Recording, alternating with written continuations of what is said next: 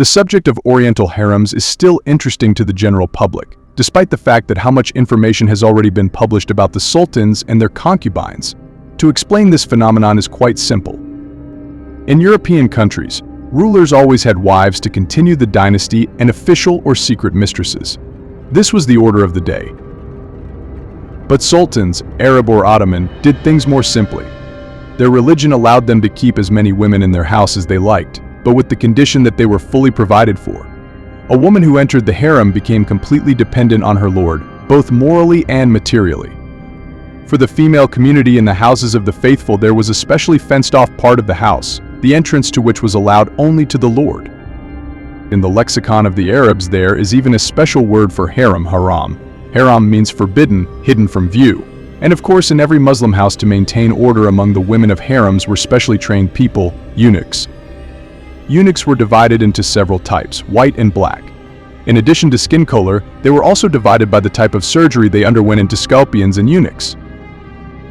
Ospreys were those eunuchs who had their organs completely removed. They were considered to make the strictest overseers, as they had no male instincts at all. The second type of eunuchs also existed, but unlike the ospreys, they had a chance to regain their manhood. Of course, if this happened, it was kept in strict secrecy, because for intimacy with the concubine of the sultan was supposed to one thing torture and death. But not without reason the word eunuch was translated as guarding the bed. Eunuchs were responsible for the sexual preparation of slaves for sex with the master, so they were very knowledgeable in bed pleasures. And considering that not every woman could attract the attention of the sultan and get the opportunity to rise up the hierarchy in the harem, many concubines risked their lives to become intimate with eunuchs.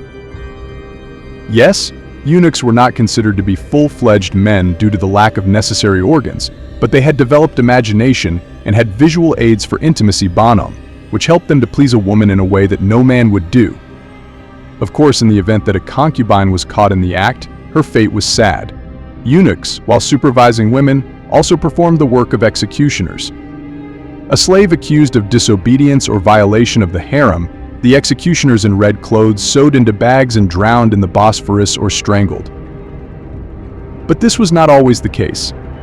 At the very beginning of harems, such rigid norms of obedience did not exist, because the inhabitants of the female halves of Muslim houses were wives, daughters, sisters, and other female relatives of the owner of the house.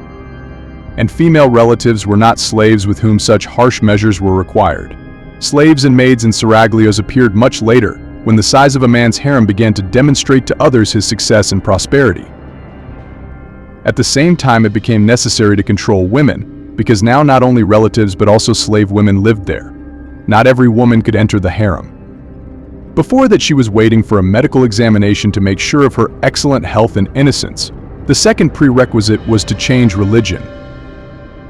Henceforth, all concubines were obliged to accept Islam. There was also a whole institute of training in good manners. A concubine's whole life was devoted to her master. She was taught manners, obedience, and education. A concubine's new name was the beginning of her life as an odalisque. The most important thing in the harem was to attract the attention of the lord. In this case, there was a chance to become a favorite and an opportunity to give birth to a child. If a boy was born, the concubine's life was simplified. She received the status of a mistress, associated privileges, and could worry a little less about her future fate. But the lowest women in the hierarchy, ordinary concubines, also had the advantages of life in the harem. If for a few years they did not attract attention, they did not need to stay in the seraglio longer. They could find suitable husbands or, in general, given a considerable amount of money for their future life, were granted freedom. In this way, the concubine could arrange her own life, especially since harems usually received women of beautiful face and body, and they were given a good education. So the girl was in great demand and could arrange her own private life. But if a concubine gave birth to a child, the way to freedom was closed for her. When the sultan died, all the girls of the harem were divided into two groups. Those who gave birth to boys moved to a new place of residence in the old palace, and there the struggle for power began. Each of the women wanted to become the mother of the next sultan, and to do this it was necessary to eliminate rivals and their children, so intrigues, conspiracies, and poisonings blossomed. The mothers of the girls were a little luckier. Their children had no claim to the throne, so they did not pose a threat. Such women could stay in the harem or marry on the order of the new sultan. So life in the harem was not like an oriental fairy tale. Women in it fought with each other for power and attention of the sultan, sometimes resorting to terrible ways to get rid of rivals. For example, even if a concubine wanted to bear a child for the sultan, it was not certain that she would succeed. Firstly, not every girl after one meeting with the Lord can immediately become pregnant. Secondly, the old slave girls assigned to concubines always watch their wards, and if, in their opinion, the girl should not give birth, then the future mother will not have a chance to bear a child. Poisons, accidents, and many other tricks to which favorites or wives of sultans resorted in order to prevent the birth of another pretender to the throne, this is only a small part of what concubines had to endure.